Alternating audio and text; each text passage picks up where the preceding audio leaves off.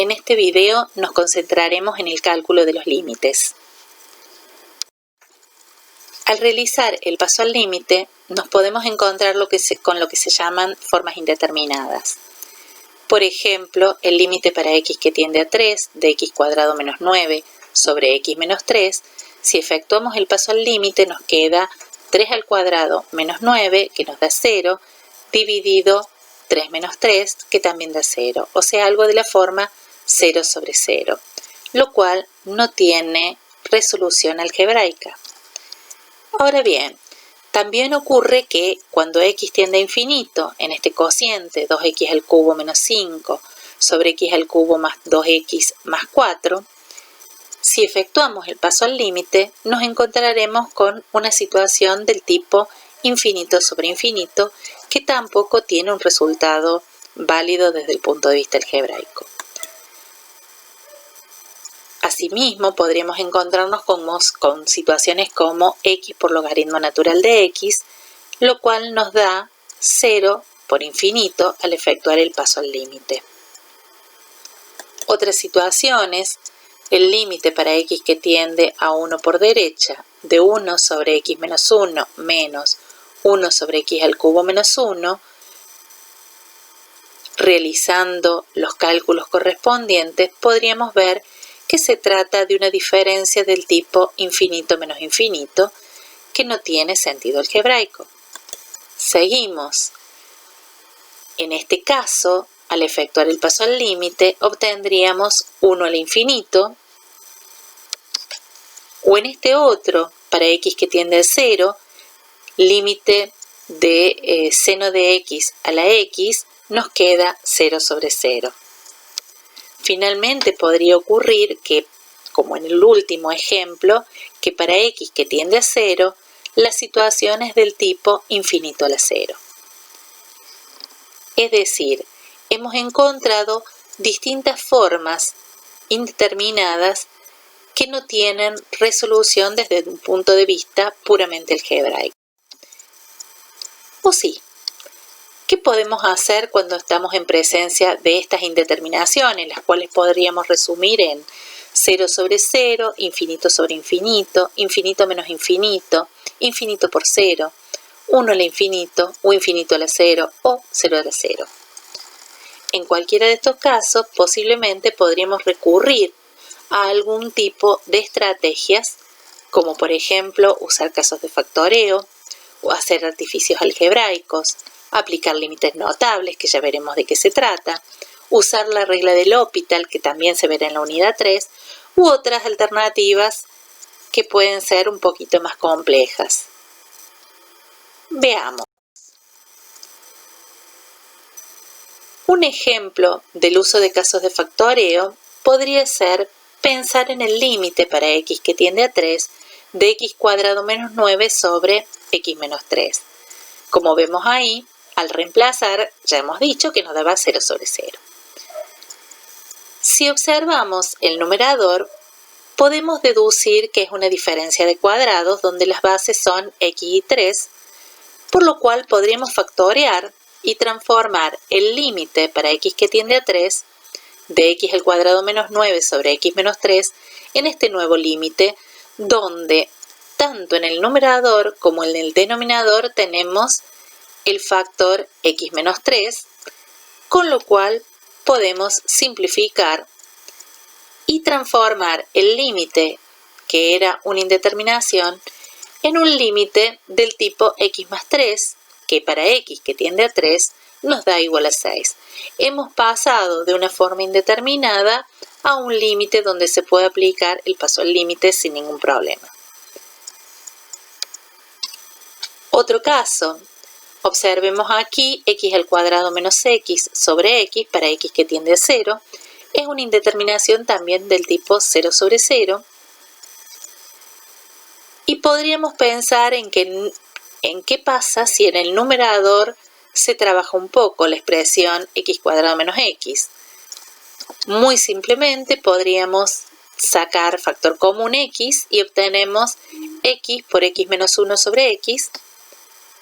Numerador y denominador contienen x, podemos simplificarlo, logrando así el límite para x que tiende a 0 de x menos 1, que al efectuar el paso al límite nos da menos 1.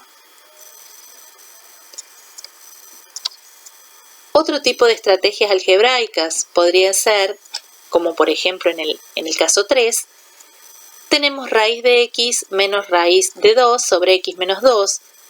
No podemos aparentemente aplicar casos de factoreo, pero en lugar de eso podemos usar como estrategia multiplicar y dividir a esta expresión por algo adecuado.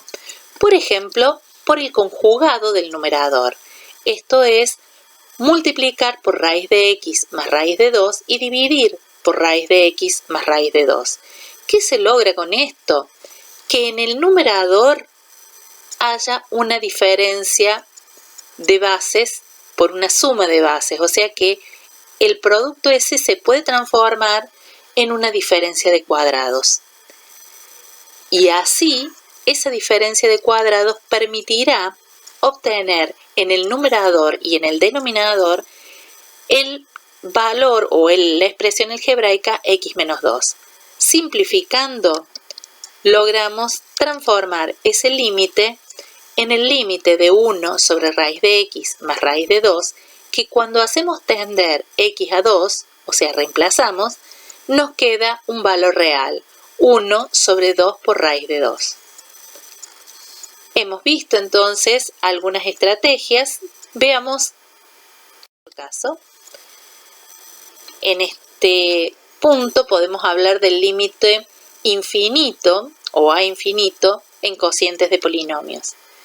Por ejemplo, si tenemos 2x al cubo más 3x cuadrado más 2 dividido x a la cuarta más x, estamos en presencia de un cociente de dos polinomios en x.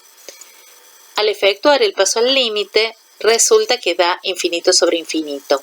La estrategia propuesta en este caso va a ser dividir numerador y denominador por una potencia de x. Por ejemplo, x a la cuarta. Si realizamos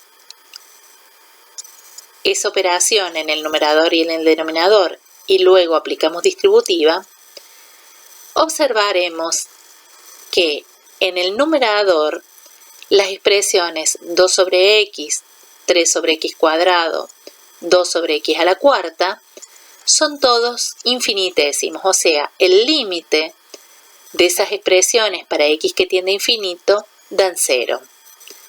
En el denominador tenemos 1 más 1 sobre x al cubo. 1 sobre x al cubo también es un infinitésimo, entonces nos queda 1 más 0, que es 1. Finalmente, 0 dividido 1 nos da 0.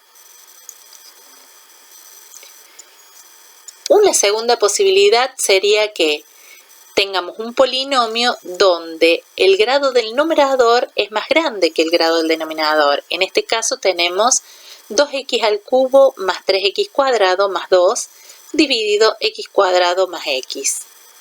Si observamos, podemos usar la misma estrategia de antes, pero dividiendo todo por x al cuadrado. Si dividimos numerador y denominador por x al cuadrado, se mantiene la igualdad y entonces podemos distribuir en el numerador y en el denominador teniendo 2x más 3 más 2 sobre x cuadrado, que cuando hacemos tender x a infinito, todo el numerador tiende a infinito. En el denominador, al dividir por x cuadrado, nos encontramos con 1 más 1 sobre x, que al hacer tender x a infinito, nos queda 1. Infinito sobre 1, podríamos pensar que es infinito. En el último caso, tenemos un cociente de polinomios que tienen el mismo grado. Si nos fijamos, tenemos x al cubo en el numerador y x al cubo en el denominador. Podemos multiplicar y dividir por x al cubo, que es lo mismo que dividir numerador y denominador por x al cubo. Aplicamos distributiva y ahora observamos que en el numerador nos queda 2 más 3 sobre x más 2 sobre x al cubo, donde estos últimos dos términos tienden a 0, son infinitésimos. El numerador entonces nos da igual a 2, mientras que en el denominador tenemos 5 más 1 sobre x cuadrado, donde 1 sobre x cuadrado tiende a 0, esto resulta entonces ser 2/5. Podemos resumir o concluir o generalizar que si tenemos un cociente de dos polinomios y queremos calcular el límite para x que tiende a infinito de ese cociente, tendremos que observar el grado del numerador y el grado del denominador. Si el grado del numerador es menor que el grado del denominador, entonces el límite es 0.